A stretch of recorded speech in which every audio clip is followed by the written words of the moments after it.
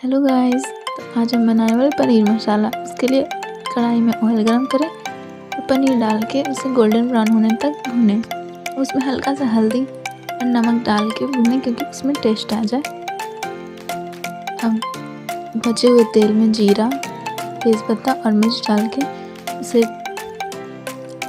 अच्छे से भून लें। अब प्याज को ब्राउन होने के बाद इसमें हल्दी, नमक और कुछ बेसिक मसाला डालकर अदरक लहसुन का पेस्ट डालें। टमाटर डालकर अच्छे से भून लें। अब इसमें फ्राई किया हुआ पनीर डाल के इसको अच्छे से मिलाएं। पानी डालकर बॉयल आने तक पकाएं।